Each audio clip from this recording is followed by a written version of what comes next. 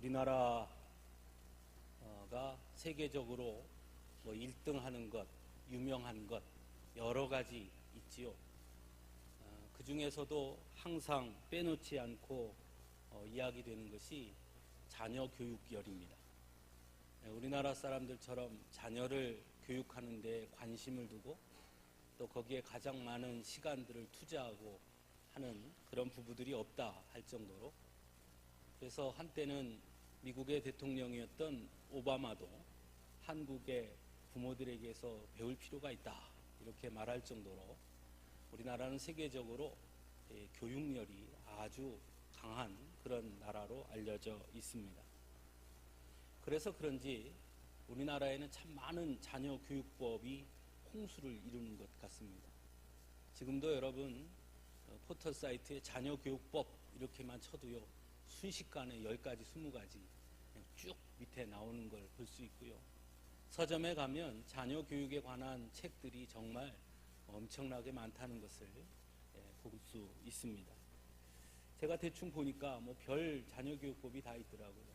누구의 자녀 교육법 해서 유명한 교육학자의 그 방법론에 관한 책들도 있었고요. 또는 미국식 자녀 교육법, 유럽식 자녀 교육법, 유대인들의 자녀 교육법, 또는 부자들의 자녀 교육법, 성공한 사람들의 자녀 교육법, 하버드 부모들의 자녀 교육법, 뭐 영재를 키우는 자녀 교육법, 뭐 여러 있는 것을 보게 됩니다. 뭐 자세히 그 내용들을 다 살펴보지는 못했지만 그 제목들, 자녀 교육법으로 내세우고 있는 그 제목들과 그들이 이야기하는 그 중심 내용들은 아마 모두가 다 목적이 분명할 것입니다. 그것은 어떻게 하면 이 세상 속에 우리의 자녀들이 소위 성공할 수 있을까 하는 것이죠. 조금 전에 제가 말씀드린 것처럼 하버드 부모들의 자녀 교육법이라 하면 어떻게 하면 내 아이를 세계적인 인류 명문 학교에 보낼 수 있을까, 그런 데 관심이 있는 것이죠. 부자들의 자녀 교육법, 그것은 아마도 어떻게 하면 내 자녀가 부유한 자녀로 성장할 수 있을까, 나중에 부자가 될 수 있을까, 뭐 이런 것이죠. 즉 어떻게 하면 우리의 자녀들을 성공한 자녀들로 키울 것인가 하는 데에 초점이 있고 목적이 있습니다. 그것과 더불어 당연히 그렇게 하다 보니 어떻게 하면 좋은 대학에 가게 할 것인가, 어떻게 하면 우리나라에서 소위 의사로 키울 것인가, 어떻게 하면 판검사로 키울 것인가, 뭐 이런 데에 집중되어 있습니다. 그런데 가만히 생각해 보면 뭔가 좀 그것이 옳은 것인가 하는 근원적인 질문을 갖게 되지 않습니까? 그런 교육법들을 쭉 들여다보면서 문득 이런 생각이 들었습니다. 우리가 자녀들을 어떠한 사람이 되도록 키우는 것이 옳은 것일까? 아니면 사람으로서 어떻게 살아야 하는가를 가르치는 것이 옳은 것일까? 그런 고민을 해봤습니다. 어떤 사람으로, 무엇을 하는 사람으로, 어떻게 사는 사람으로가 아니라 사람이라면 바른 사람으로서 그 사람됨을 유지하며 이 험한 세상 속에서 하나님께서 창조하신 그 목적대로 사람됨을 잃지 않고 좋은 사람, 훌륭한 사람, 바른 사람으로 키워낼 수 있을까? 그것을 사실은 고민해야 하는 것이 아닐까, 이런 생각을 해보게 됐습니다. 또 한 가지 생각은 미국식 자녀교육법, 유럽식 자녀교육법 뭐 다 의미가 있고 좋은 것일 수는 있겠지만, 그러면 적어도 우리가 성도라면 그 질문이 좀 달라져야 되는 것 아닐까. 즉 어떻게 하면 좋은 자녀, 그것과 더불어 어떻게 보면 그것보다 더 근원적으로 어떻게 하면 하나님의 마음에 합한 자로 내 아이를 키울 것인가, 어떻게 하면 하나님의 은혜와 사랑을 누리는 자로 키울 것인가, 어떻게 하면 하나님과 더 가까이 하나님과의 교제가 이루어지고 하나님 앞에 바로 서는, 그래서 하나님께서 마음대로 쓰실 수 있는 그런 자녀로 키워야 하는 것일까. 우리 사실은 성도라면 그것을 고민하고 그것이 사실은 첫 번째 질문이 되어야 하지 않을까 생각해 봅니다. 그런 방법을 고민하고 그런 질문을 한다면 미국식 자녀교육법, 유럽식 자녀교육법에서는 그 방법을 찾을 수가 없겠지요. 그 방법을, 그 질문을 가지고 그 답을 찾기로 한다면 마땅히 우리는 하나님의 말씀 안에서 그 해답을 찾을 수밖에 없는 것입니다. 그러니까 내 자녀를 어떻게 잘 하나님의 말씀 안에서 키울 것인가 고민한다면 당연히 우리는 하나님의 말씀을 볼 수밖에 없는 것이죠. 오늘 본문에는 한 가정이 등장합니다. 오늘 본문에는 마노아라는 사람이 등장하죠. 그는 우리가 잘 아는 대로 삼손의 아버지입니다. 그러니까 이스라엘의 사사 중에 한 사람인 삼손을 키워낸 아버지입니다.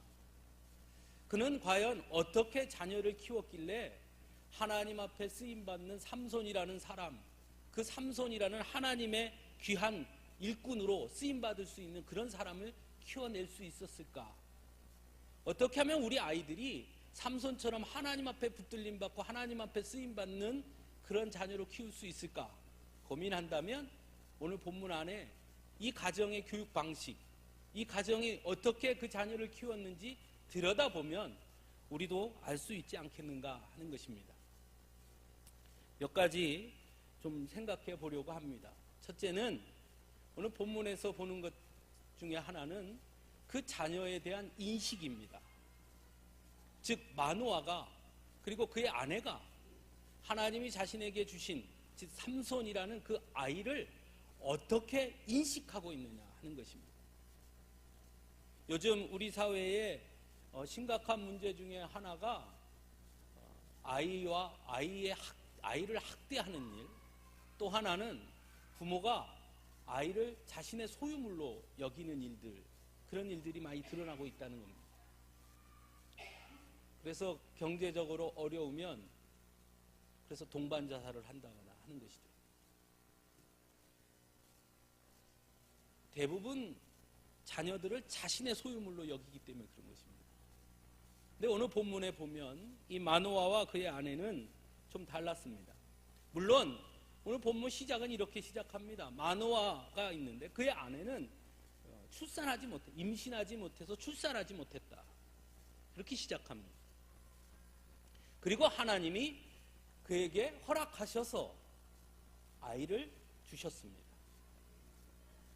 우리가 생각할 때는 그렇게 임신하지 못하고 출산하지 못하다가 하나님이 주신 아이니까 그렇게 생각할 수 있지요 라고 할 수 있습니다만은, 그러나 사실은 우리의 모든 자녀들은 다 하나님이 우리에게 허락해 주신 귀한 하나님의 은혜의 선물들이면 틀림이 없습니다. 그것이 한 명이든 두 명이든 저처럼 네 명이든 똑같은 거죠. 모두가 한 명 한 명 다 하나님이 우리에게 주신 선물입니다. 오늘 이 본문에서 그것을 아주 강조하고 있습니다. 삼손도 마찬가지고 사무엘도 마찬가지죠. 그렇죠? 즉 마노아와 그의 아내는 그 아들을 처음부터, 하나님이 허락하신 그 아들을 처음부터 어떻게 생각했느냐?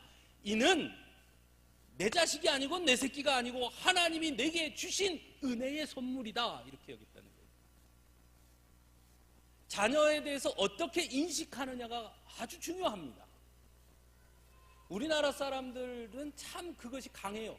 내 소유라는 것, 내 새끼 그런단 말이에요. 물론 내 새끼지요. 그러나 내 새끼 이전에 하나님 새끼인 걸 어떡합니까? 하나님이 주신 은혜의 선물이라는 것, 이 자녀는 하나님이 내게 주신 은혜의 선물이라는 걸 잃지 말아야 돼요. 자꾸 잊어버린단 말이에요. 내 건 줄 아는 거예요. 오늘 본문 5절에 이렇게 말씀합니다. 그가 블레셋 사람의 손에서 이스라엘을 구원하기 시작하리라. 누가? 하나님이 주실 그 아이가. 여러분 여기서 뭔가 깨닫지 않습니까? 하나님은 이 땅의 모든 사람들의 하나님의 합당한 계획이 있고 목적이 있다고 저는 믿습니다. 그래서 이 세상에 어떤 사람도 허투루 할 수 있는 것이 아닙니다. 내 자녀도 마찬가지입니다. 내 자녀는 내 맘대로 키우라고 내게 주신 것이 아니라 내 자녀는 하나님의 목적과 하나님의 계획을 이루시기 위해서 내게 위탁하신 것입니다. 그렇게 키우라고. 내가 너한테 이 자녀를 맡길 테니 잘 키워서 내 뜻과 내 계획을 이루는 귀한 믿음의 사람으로 잘 키워내라 하고 우리에게 주신 거예요. 근데 우리는 관계없어요. 내가 하고 싶은 거예요. 조금 전에 우리 고장로님이 기도해 주시면서도 그 기도 하셨는데 내 마음대로 하려고, 내 뜻대로 하려고. 근데 어느 본문에 분명히 말씀합니다. 그가 블레셋 사람의 손에서 이스라엘을 구원하기 시작하리라. 그는 나의 거룩한 도구로서, 내 사람으로서 내가 너에게 위탁한다. 그의 주권은 너에게 있는 것이 아니라 나에게 있다. 처음부터 하나님은 마노아에게, 그의 아내에게 그 자녀 삼손이 어떤 자녀인지를 분명하게 인식시키셨습니다. 우리도 그 인식을 갖고 있어야 해요. 삼손뿐만이 아니죠. 사무엘도 똑같아요. 여러분, 사무엘의 과정을 보십시오. 똑같습니다. 그래서 사무엘이라는 훌륭한 믿음의 사람으로 키워내는 거예요. 사무엘은 하나님이 그렇게 특별하게, 또 삼손은 하나님이 이렇게 특별하게 주셨으니까 그렇지요. 내 자녀도 그렇게 특별하게 주신 자녀들입니다. 여러분,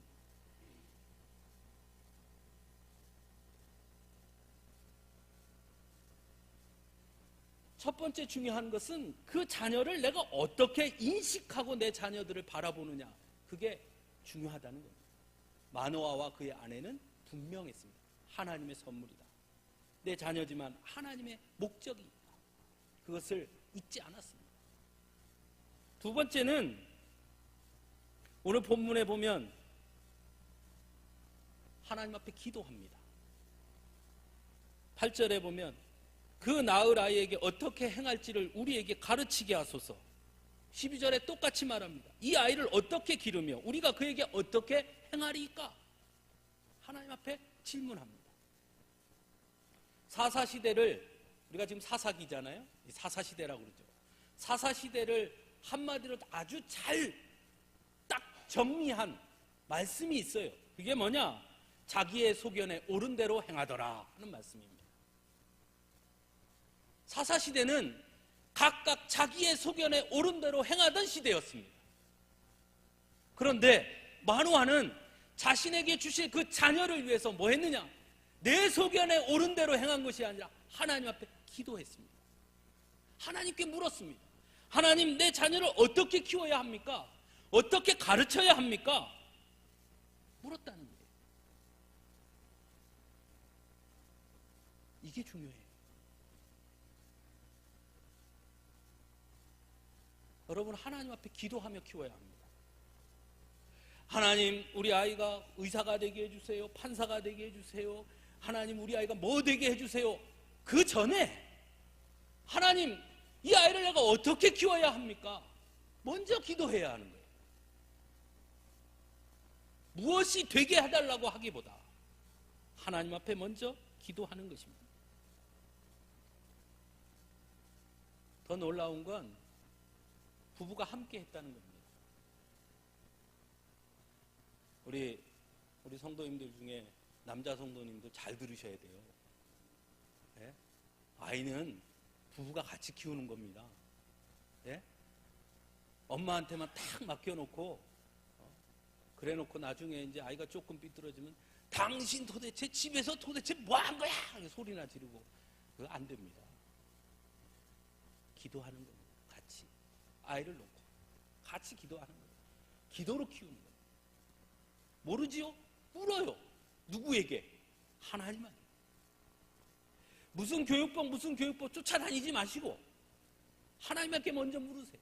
하나님, 어떻게 가르쳐야 합니까? 어떻게 길러야 합니까? 어떻게 행해야 합니까? 내게 지혜를 주시고 가르쳐 주소서. 부부가 같이 기도하는 것입니다. 그렇게 키워야 삼손 같은 자녀, 사무엘 같은 사람으로 키워내는 것입니다.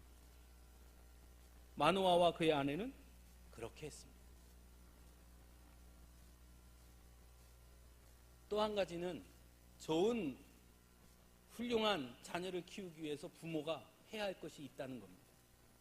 오늘 본문의 7절에 보면 하나님의 사자가 마노아의 아내에게 나타나서 이렇게 말합니다. 포도주와 독주를 마시지 말며 어떤 부정한 것도 먹지 말라. 엄마에게 너 이제 아이를 갖게 될 텐데 너는 포도주와 독주를 마시지 말고 어떤 부정한 것도 먹지 말라. 이렇게 명령하셨습니다. 너부터 거룩한 자가 되라. 마노아의 아내에게만 그렇게 말한 게 아니에요. 14절에 보면 마노아에게도 똑같이 말합니다. 포도나무의 수산을 먹지 말며 포도주와 독주를 마시지 말며 어떤 부정한 것도 먹지 말고 내가 그에게 명령한 것은 다 지킬 것이니라. 네 아내에게 말한 것 다 지켜라. 너도 똑같이. 거룩한 부모 밑에 거룩한 자녀가 태어나는 것입니다.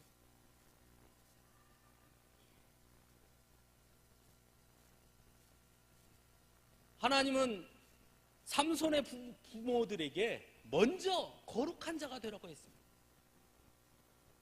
그 아이는 나실인이 될 것인데, 나실인이란 어려서부터 그렇게 키우는 거예요.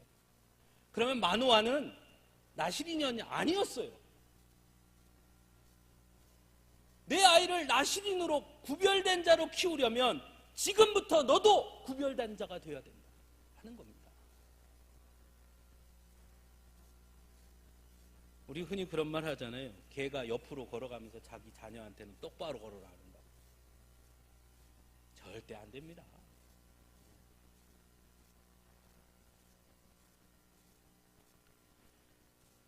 우리 한 달에 한 번씩 온가족 예배 드리죠. 아이들 같이 예배 드리죠. 우리 주원이는 매주 이렇게 앞에 와서 예배 드리면 얼마나 이쁜지 모릅니다. 제일 좋은 교육이에요. 여러분. 제일 귀한 교육이에요. 우리 엄마 아빠가 예배 드릴 때 어떻게 예배 드리는가 다 봅니다, 아이들이.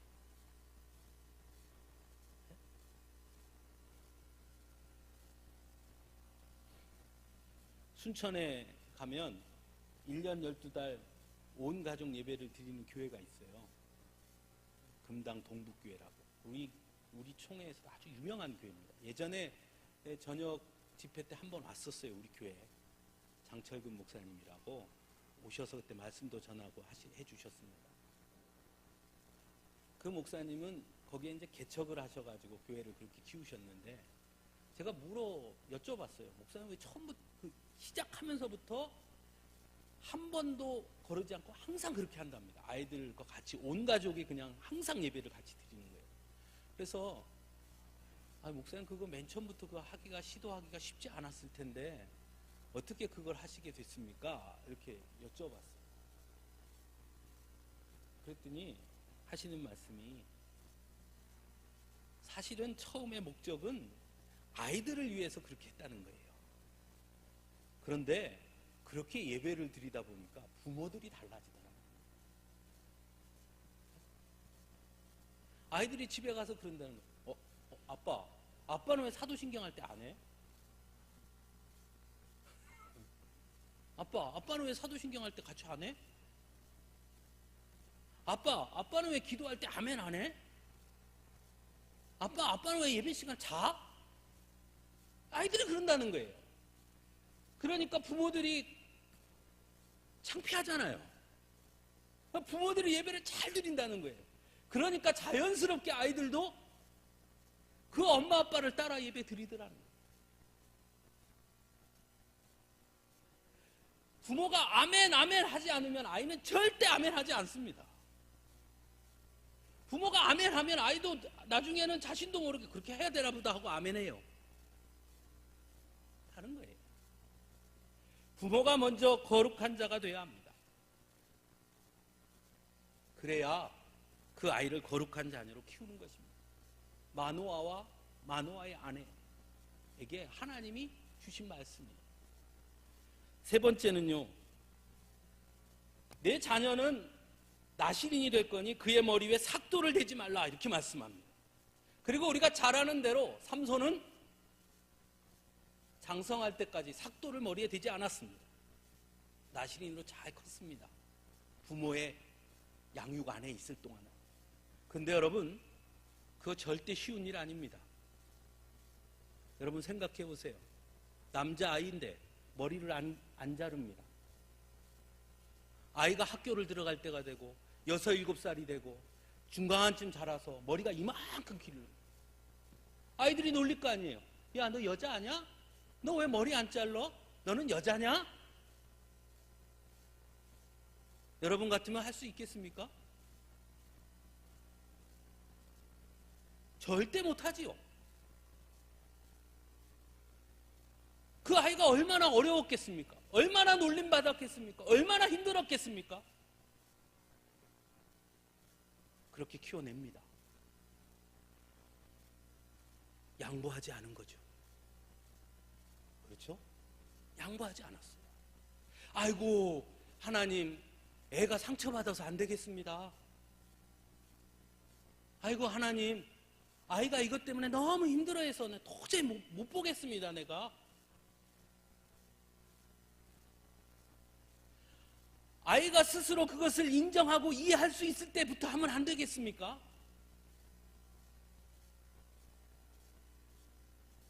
우리 같으면 그러지 않겠어요?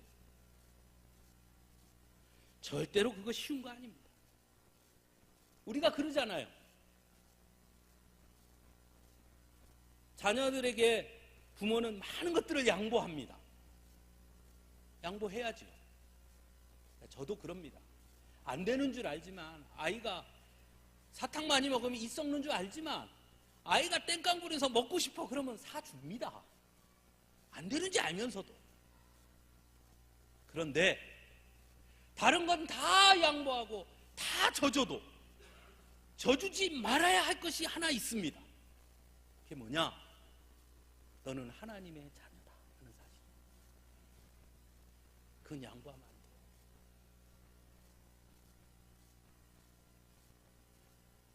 요즘 교회마다 아동부가 줄고 중고등부가 줄고 청년들이 준다. 뭐 어쩔 수 없죠. 인구가 주니까요. 요즘 초등학교에 저 학교 다닐 때만 해도 한 반에 제가 최고 많았을 때 71번이었던 적도 있습니다. 네. 지금은 아마 40번도 없을걸요, 한 반에? 20 몇 번, 30 몇 번, 이러면 끝일 겁니다. 지금 반으로 줄었죠. 반이 더 줄었죠. 그렇게 수가 줄었으니까 당연히 줄겠지요. 그건 당연한 것입니다. 근데 그 수가 줄었느냐를 볼 게 아닙니다. 중요한 건 퍼센테이지로 보자는 거예요. 전체 아이들의 몇 퍼센트가 교회를 다니고 있느냐. 그건 수와 관계없잖아요. 퍼센테이지로 하니까. 100명 중에 10명 다녔는데 지금 아이가 10명이면 1명은 다녀야 될 거 아닙니까? 그렇죠? 그럼 똑같잖아요. 10%. 수는 줄었어도 퍼센테이지는 같아야 되잖아요. 3분의 1이 안 됩니다. 지금. 그나마 초등학생은 그나마 좀 됩니다. 왜? 부모가 손잡고 오거든요. 중학교, 고등학교, 청년 되면 더 떨어집니다.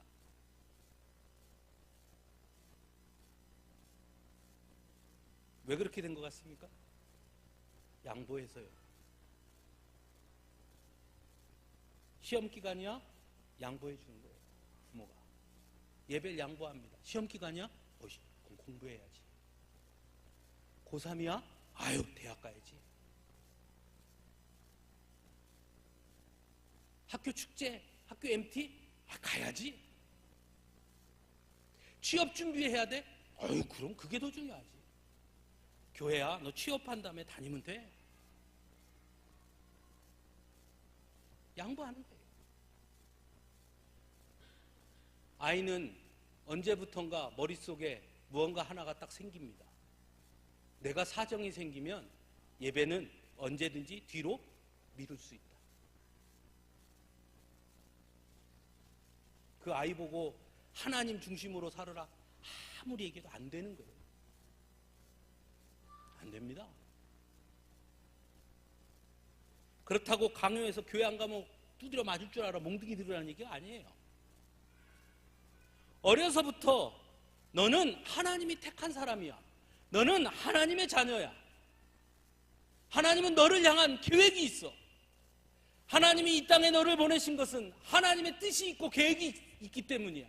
그러니 절대 그거 잊지 말고 살아라. 가르쳐야 돼. 너는 하나님이 구별하신 아이야. 이 험한 세상 속에 너는 영적인 나실인이야. 절대 손대지 말아야 할 것이 있어. 절대 양보하지 말아야 할 것이 있어. 성공을 못해도 괜찮아. 좋은 대학을 못 가도 괜찮아. 가난하게 살아도 괜찮아. 그러나 절대로 양보하면 안 되는 게 있단다. 그게 이거다. 말해줘야 돼.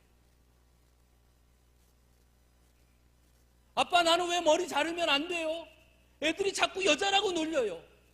나 머리 좀 잘라주세요. 왜 나만 이러고 다녀요? 쟤도 똑같은 애인데 내 친구들 걔는 머리 다 자르는데 왜 나만 안 됩니까? 내 친구들은 주일날 친구들이랑 놀러도 가고 어디도 가고 근데 왜 저만 안 됩니까? 딴 친구들은 시험 기간에 독서실에 가서 공부하는데 왜 저는 맨날 교회 가자 그럽니까? 왜 안 됩니까? 답해줘야 돼. 오히려 당당하게 아이들한테 나는 주일날 안 가. 어디 안 가. 왠지 아니? 나는 하나님의 사람이니까. 그것이 기쁨이 되고 감격이 되고 자랑이 되도록 키워야 하는 겁니다. 그래야 아이들이 믿음 안에서 잘 자랍니다. 그래야 하나님의 귀한 일꾼으로 쓰임받는 하나님의 사람으로 서가는 것입니다. 우리가 그 실패한 거죠. 저는 말씀을 준비하면서 저도 아이들을 키우고 있잖아요. 제 아이들을 하나하나 생각해 보게 됩니다. 나는 우리 아이들을 어떻게 키웠지?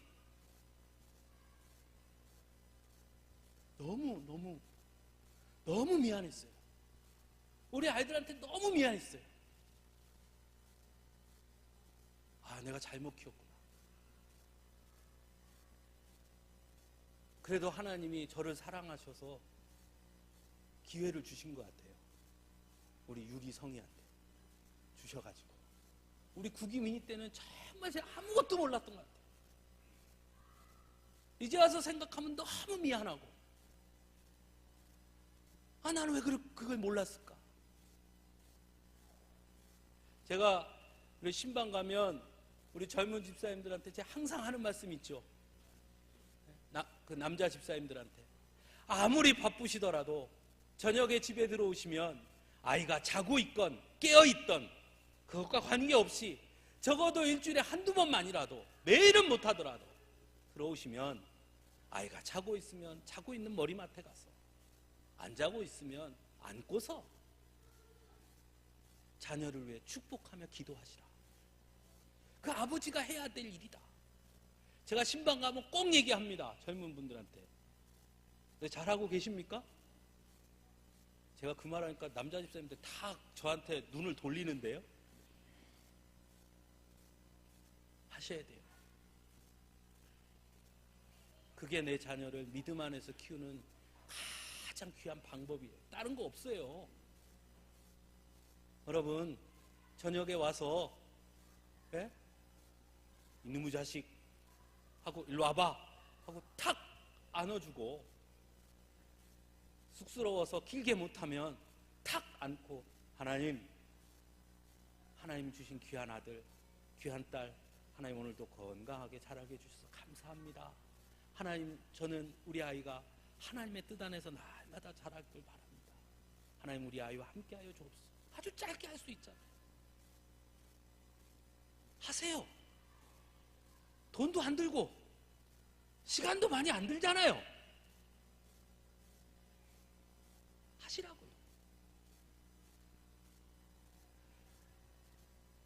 마노아와 그의 아내가 삼손을 키워낸 방법 다른 거 없습니다. 자신의 자녀가 하나님이 주신 은혜의 선물이라고 그렇게 날마다 인정하고 그리고 그 자녀를 키웠습니다. 그 자녀를 믿음 안에 잘 키우기 위해서 무엇보다 먼저 자신들이 먼저 구별되고 거룩한 자녀로 서기로 했습니다. 그렇게 노력했습니다. 믿음으로 키우기 위해 감당해야 할 어려움들, 때로는 너무너무 고통스러운 일들, 아마 삼손을 키우면서 꽤 많이 울었을 거예요. 아이가 친구들한테 놀림받고 올 때 그 엄마와 아빠의 마음이 얼마나 아팠을까요? 꽤 많이 울었을 겁니다. 그러나 포기하지 않았어요. 그래서 삼손을 키웠어요. 사무엘의 부모도 마찬가지였어요. 그렇게 키우면 하나님이 쓰시는 자로 서는 것입니다. 사랑하는 성도 여러분, 여러분의 자녀들을 보며 어떤 소망을 갖고 계십니까? 내 자녀가 부유해지고 부자가 되는 것, 사회적으로 인정받고 명예가 있고 세상 사람들한테 존경받는 것 좋지요. 그건 나쁜 거 아닙니다. 그러나 그렇게 세상적으로 부유해지고 세상적으로 성공하고 세상적으로 명예가 있고 모든 사람들에게 인정받는다 하더라도 구원받지 못하는 인생이라면, 영원한 생명을 얻지 못하는 인생으로 끝난다면 여러분 그때 가서 얼마나 가슴 아프겠습니까?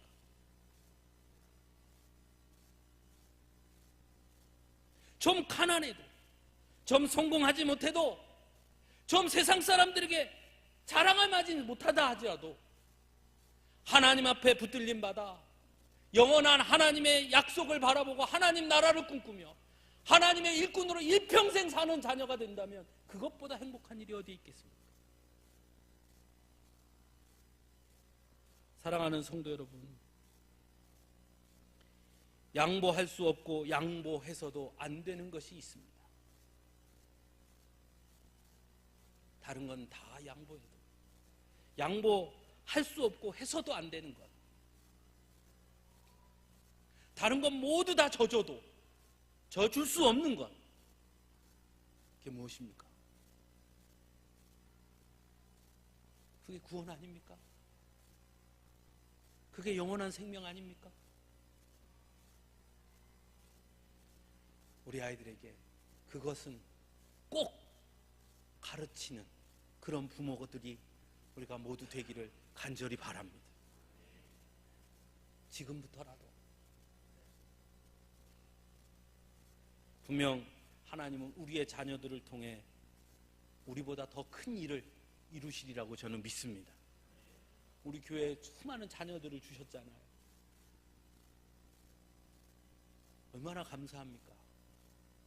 그 자녀들 다 모두가 다 우리의 자녀들, 하나님이 우리에게 맡겨주신 은혜의 선물로 알고 우리가 그들을 위해 기도하고 그들을 더 사랑해주고 더 관심 가다주고 그렇게 해서 우리 아이들이 정말 믿음의 일꾼으로 잘 자랄 수 있도록 우리 서광주교회 온 성도들이 모두가 다 거룩한 부모들로 설 수 있게 되기를 간절히 바랍니다.